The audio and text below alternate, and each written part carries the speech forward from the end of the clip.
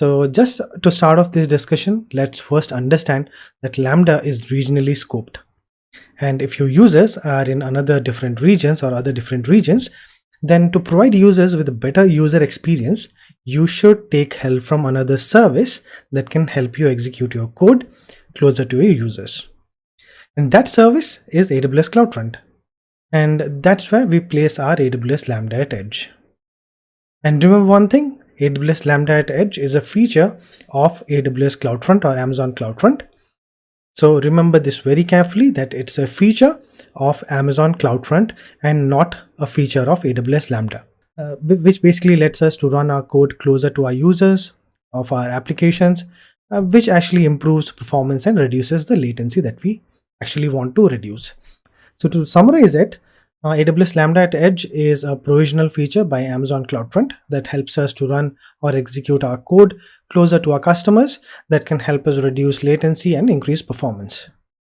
But don't think that you won't get the same features as AWS Lambda. For sure you will.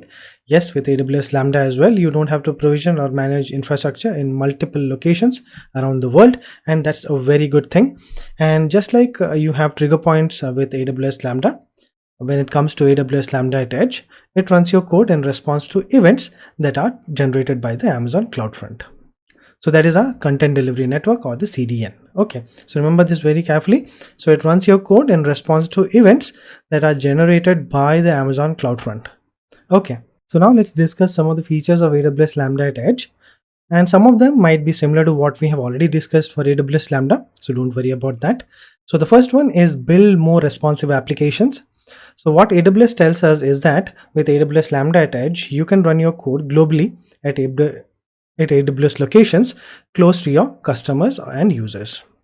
So you can deliver full-featured customized content with high performance and low latency. So for example, your users are present in Germany. So you can provide the users in Germany the content in their own language, or you can provide them the content that is more relevant to their region. And the second one is no servers to manage. So with AWS Lambda at Edge as well, we can automatically scale our application code or the function code we have, and we can run our code at AWS locations around the world. And the best part is that you can do this without having to provision, scale, or manage origin servers at those regions and locations. And obviously you don't need to set up any load balancing or any DNS. The third one is important, and it is relevant to AWS CloudFront for Lambda at Edge. So that is customize your content delivery. So if you remember Amazon CloudFront, we used to set up our CDNs in regions, and we used to cache the resources of the origin server, which used to help the users located thousands of miles away to access these resources with low latency and improvised performance. And that data that we get as a part of the request or from CloudFront can be customized using AWS Lambda at Edge. So that is what we discussed a few moments before, as you can deliver full-featured customized content with high performance and low latency. Okay, so the incoming request that you have can be customized with AWS Lambda at Edge. So we have already seen how Lambda works. Now let's see how Lambda at Edge works. So in simple words, the first step is for you to write the code that you have and upload it to AWS Lambda as a part of your Lambda function. Then we create a trigger point at AWS CloudFront to execute our Lambda code. And then we have our Lambda at Edge run our code closer to our customers and users, and you pay for the compute charges. Okay, so it's pretty simple, straightforward. And here, if you see the image below, if you have used CloudFront at the end of the form, while you're creating a CDN distribution, AWS actually provides us an option to choose the Lambda ARN to which you're going to provide or for which you're going to provision for AWS Lambda at Edge. And there are multiple events with which you can associate your Lambda code, like your viewer request or viewer response or origin request or origin response. And that is what we will be discussing now. So when you create a CloudFront distribution, if you go to the form and if you go down below at the end, you will have Lambda function associations. There you can choose one of the CloudFront events and you can provide the Lambda function ARN, and that will actually help CloudFront to trigger your Lambda at Edge code. Okay. So here we will be discussing about how and what are the CloudFront events that can trigger a Lambda function. So recall the image I showed you in the previous slide about the events and think of them as the trigger points. If I ask you how does a trigger point gets invoked, you might tell me that if I click a link, if that is associated with a REST API or a HTTP API, then it can help us trigger an API gateway event. Yes, it's obviously right. And if you ask me about what about SNS events, then yes, with SNS, it will be based on if there are messages that can act as a trigger point. So the first one that you see here, the example that I gave, that was indirectly manual event where you're clicking on a link to trigger the event. And the second one, or the other one, is an automated event, isn't it? So there are two types of events that we can have. When we talk about CloudFront, here we have to think of events as incoming requests or outgoing responses or vice versa. And having said that, remember very carefully that there are 4 events here. So first one is viewer request, the second one is viewer response, the third one is origin request, and the fourth one is origin response. So viewer here is the user itself, and the origin is the one who is serving the request, isn't it? And here as well, if you see, there are 2 incoming events and there are 2 outgoing events in the example that I've shown below. And if you see here, the CloudFront actually sits in between you and your origin server. And now let's see how these 4 trigger points work and how we can invoke our Lambda at edge using these 4 trigger points. Okay, so the first one is viewer request, and that is the incoming request to the CloudFront, and it triggers Lambda after CloudFront receives a request from the user. Okay, and before executing the code, it actually checks to see whether the requested object is in the CloudFront cache or not. So it's simple. The user actually sends the request and the CloudFront checks if it is already there before sending it to the origin. So the second one that you see here is origin request. That is the outgoing request from the CloudFront, and it triggers the Lambda code before CloudFront forwards the request to the origin. Okay, so if you see here, it's just before the origin and it has to pass through the CloudFront. Okay, so it triggers the Lambda code before CloudFront forwards the request to the origin. So that is why it is called as origins request. And the third one is the origins response.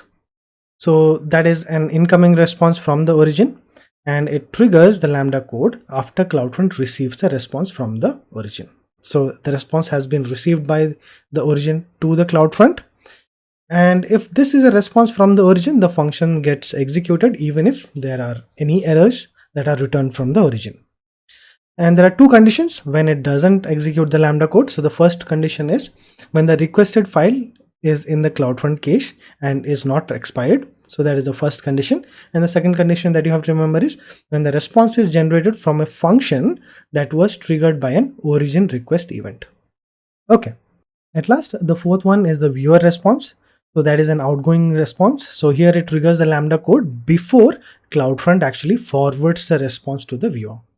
So the important part here is that the function executes regardless of whether the file is already there in the CloudFront cache, because it is an outgoing response to the viewer. And moreover, it has been explicitly triggered as a part of the event set by the developer itself. And the function doesn't get executed in these following cases that you have. So the first one is when the origin returns an HTTP status code of 400 or higher, and when a custom error page is returned, or when the response is generated from a function that was triggered by a viewer request event, or when CloudFront automatically redirects an HTTP request to HTTPS. So it's basically when the value of the viewer protocol policy is redirected from HTTP to HTTPS. And you might ask me, can I use the same function with multiple distributions or multiple CloudFront distributions? And you might ask me if I can use the same function as multiple CloudFront distributions. And the answer will be yes, you can use them. And you might ask me if CloudFront actually waits before making a trigger when an event is already in progress. And the answer will be yes, it does wait for an event to complete, post which it can make another trigger. And you might ask, like, can I have all these events for a single function? And the answer to this is also yes, you can have all these you can have all these associations to a single function. So try to understand this very carefully, because it will be very important when you will be designing applications for your users who are going to use it across the globe. Okay, so I hope this was clear. Let's move on. So now let's check some of the use cases. So first use case is to simplify and reduce origin infrastructure. So we can use it for website security and privacy, where we can use it as a combination of AWS S3, CloudFront, and AWS Lambda at edge. And we can create dynamic web applications at the edge by using AWS S3, plus AWS CloudFront along with AWS Lambda at Edge and DynamoDB. With this 4 combination, we can create a very good dynamic website. And we can use it for search engine optimizations for SEOs, and we can also use it to intelligently route across origins and data centers, and we can use it for bot migrations at the edge. And the second use case that we have is for improved user experience.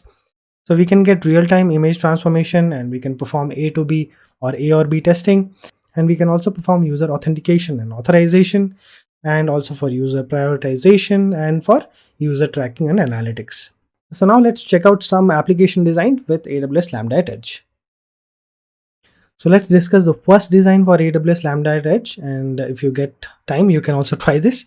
So requirement for this application is to provide dynamic content to the users across several regions, and thus reducing the latency and improving the overall user experience. So first off, for the user interface, we have a static HTML code that we have placed it in the S3 bucket. And for the CDN or the content delivery, we have hosted the CDN in the US region, which is configured with AWS Lambda at Edge, which has our code that pulls the data from the DynamoDB, which helps us to format our website page with the desired dynamic content that we want to serve the users of North America. So with CloudFront, the biggest advantage is that the content gets cached at the edge locations, and the next time the user actually asks for the content, if it is already present in the edge cache, it doesn't have to query the same from the origin. Okay, so it makes it very easy and very quick for the users to access it once it has already been queried. So this is a simple design for an application to be hosted along with CloudFront and Lambda at Edge. Let's move on to the next one. With Lambda at Edge, we have another use case that can be discussed, that is the intelligent routing across origins and data centers. I know you might feel that S3 is a global service, and why are we using S3 as an example? That's right, but having said that, if you have ever created an S3 bucket, you will know that even though the S3 service is global, you have to assign a region while creating the bucket. So don't get confused with this. Okay, the service itself might be global, but the presence of data should be within the region itself. Okay, I hope all of you are aware of GDPR guidelines, and that's totally a different topic. And if you want, you can just read about the GDPR guidelines. Okay, so let's move on. So what we have here are 2 buckets of our static code. One is hosted at S3 in Europe, and the other one is at S3 in North America. When the user is using the website, it needs to have faster access, and this can also be done by using our Lambda at Edge to compute the route to the local region and its origin, which is closest to the user. And that is the main purpose of using Lambda at Edge here. Okay, and this is the feature by which we can intelligently route across origins and data centers. So here, when the user visits the website pythaholic.com, the application here makes an HTTP request to the CloudFront Edge location, and it triggers the call to the AWS Lambda at Edge, which actually computes the location or route based on the user's location, and then helps the views to be redirected to the nearest origin. But you might ask me, like, can't we do this with CloudFront alone? Why should we use Lambda at Edge? Yes, you are right. We can also do the same by editing the CloudFront configuration to use a different origin when you want to move your origin from one region to another.